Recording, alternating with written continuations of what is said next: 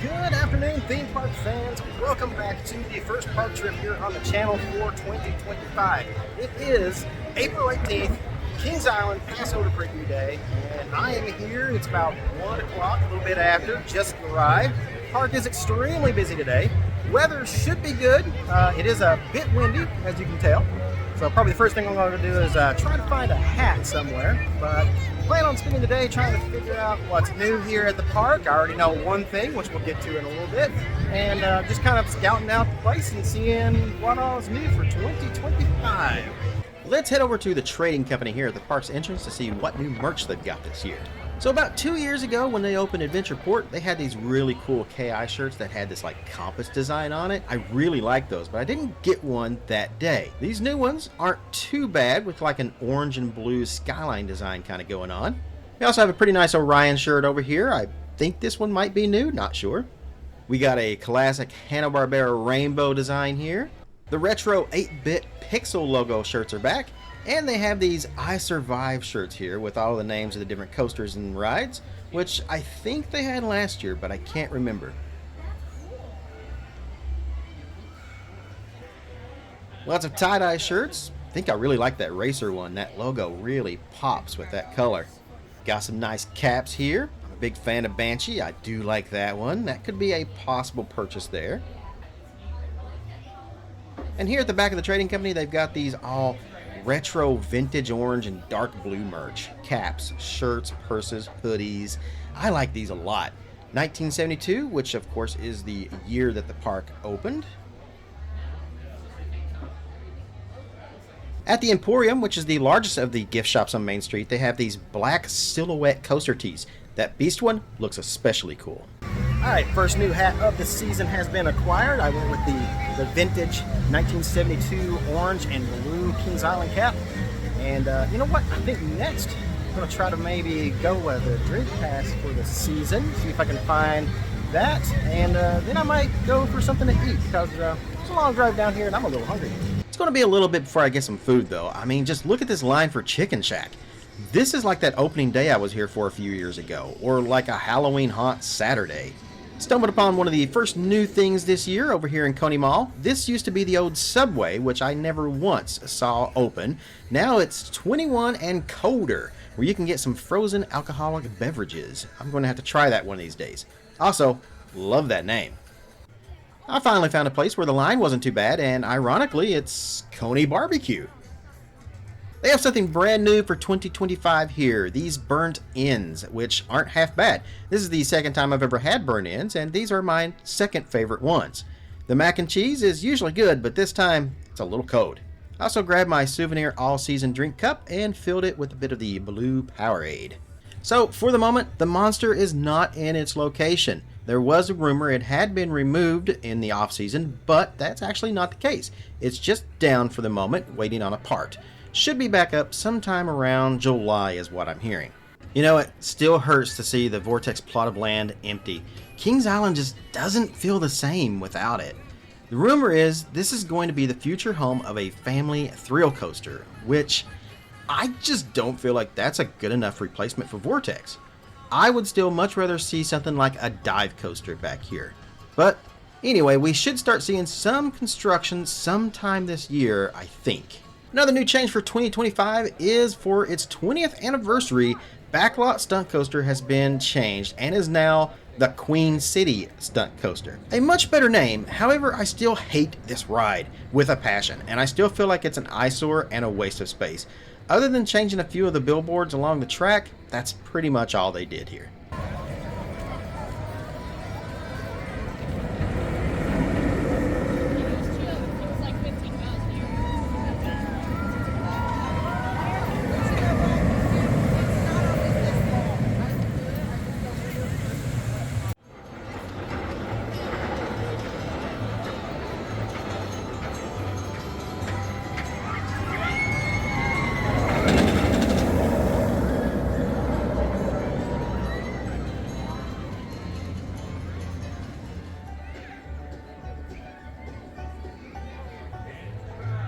Alright, so the park is extremely busy today, more so than the first Passholder Preview I ever came to down here.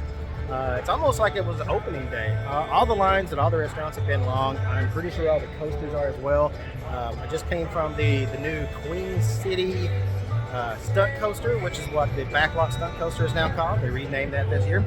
And I decided to come over here to the Beast. I think I'll make the Beast my first ride of the day. My understanding is that the Beast did get some new retracking during the off season, so I'll check it out and see if it's any better than what it was last year, because last year the Beast hurt me bad. So I doubt it's any smoother, but it could be a little smoother. We'll find out.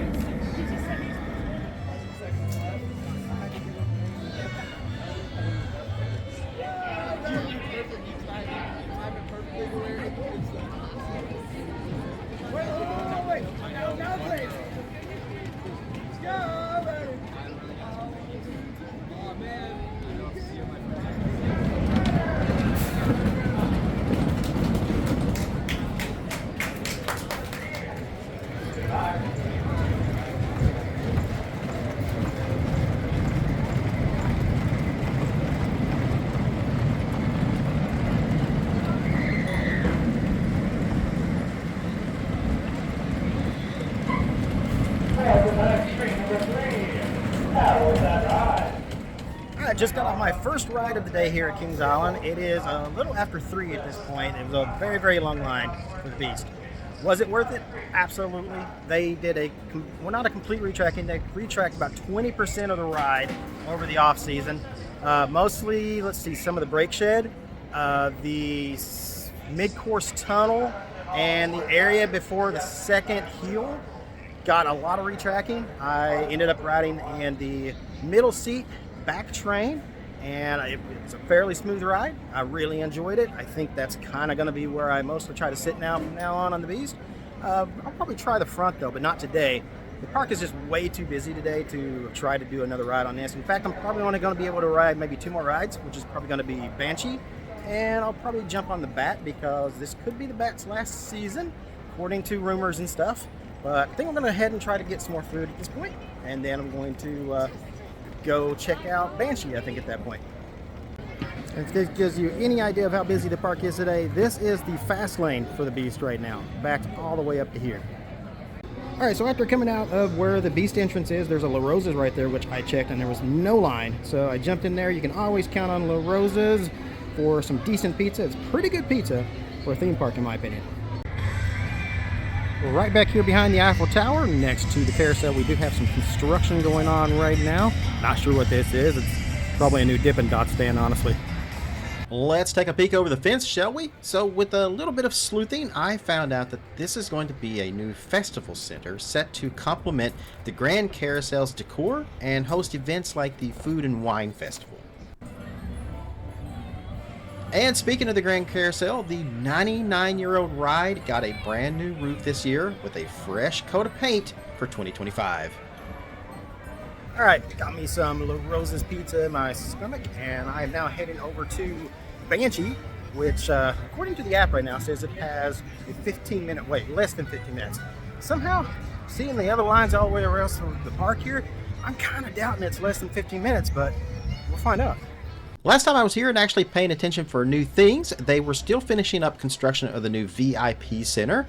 Looking pretty snazzy now, actually, but I feel like it could use a little more shade. I also can't be too sure, but I feel like they had a little more decor around Cargo Loco.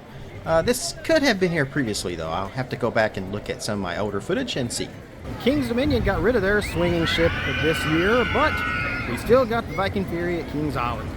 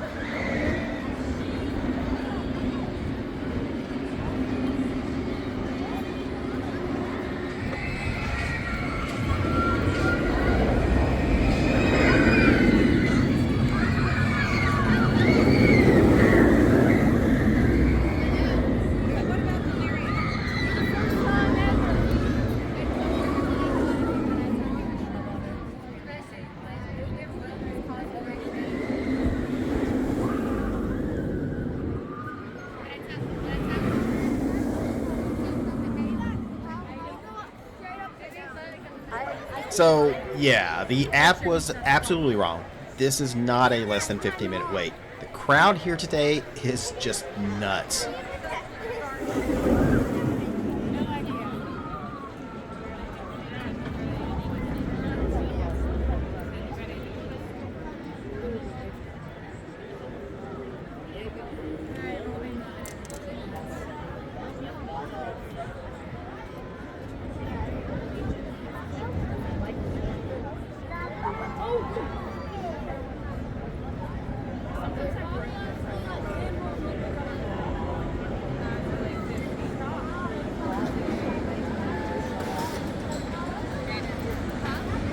Alright, so I just got off of Banshee, and it was about a 90-minute wait for that ride, which I absolutely love Banshee, even though it does seem to rattle a little bit more than what I remember it doing.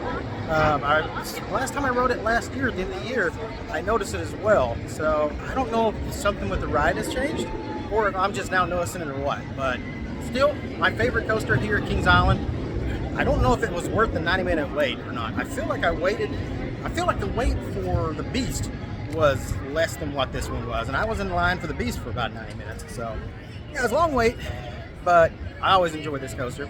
So I'm going to go grab a bite to eat real quick, and then I'm going to head over to the Bat, because rumor is this could be the Bat's last year. In fact, I'm surprised it actually made the cut into this season, because Cedar Fair, or Six Flags now, got rid of so many different rides at all the other theme parks and stuff. And I did hear that the Bat was on that list, but it did make the cut. It is still here for now. The line for Chicken Shack has finally settled down a bit since earlier today. That's a good thing. However, not good was this meal. This is by far the worst one I've ever had here at Kings Island. The chicken sandwich itself was just so-so, but this coleslaw is absolutely bland and tasteless. I would not recommend this to anyone currently. Could be where it's just opening weekend though and training new employees. Also, I never noticed this earlier today, but there's another one of those adult beverage stands over here that's brand new this year. This one looks more like a beer stand. Another empty plot over here in the action zone. This is where the Extreme Skyfly used to sit. I hope we get something good here, maybe a thrilling flat ride. But also, if you remove Invertigo, Drop Zone, and Congo Falls, you could put in a nice coaster right here. I don't think that's the plan though. Personally, I think the entire action zone itself needs a retheme. The sign for the Bat seems like it could use a little love here.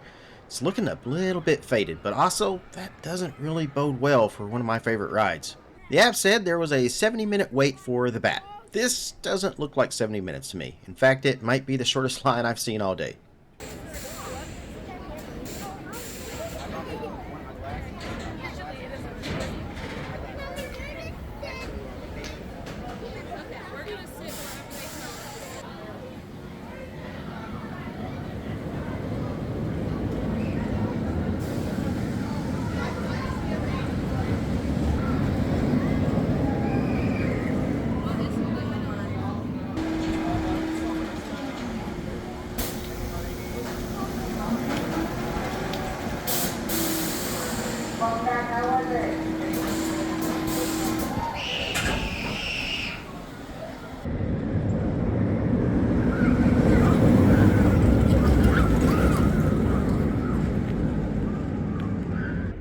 Alright guys, so I just got off my third ride of the day, thanks to all the really long lines and stuff today, which was the Bat. Didn't know I was going to get to ride it. Once I got up here, the line wasn't that bad at all. It definitely wasn't a 70-minute wait. Well, I didn't think it was going to be. But they apparently were training some new people today, so the ride did take its time getting everything loaded. And then something happened, some kind of error, so they shut it down for a couple runs. But finally we reopened it. I got to do my final ride on the Bat for today, which was my only ride on the Bat today. We've got about another hour and 15 minutes before the park closes at 9 o'clock. I'm going to try to maybe ride one more thing, and then that will be my day at Kings Island. So the biggest question is going to be which ride to ride next. Will I do Diamondback or will I do Orion? Both are really good. I do enjoy both of them. I like Diamondback more, but the line for Diamondback is most likely going to be a lot longer. Orion is running a little quicker today as far as its operations. So I am closer to Orion. I think I'm probably going to try for that one. I don't want to leave my drink in a locker and just for Orion when I'll probably be there until after the park closes. So Diamondback, you don't have to do that. And that is where I'm about to head right now.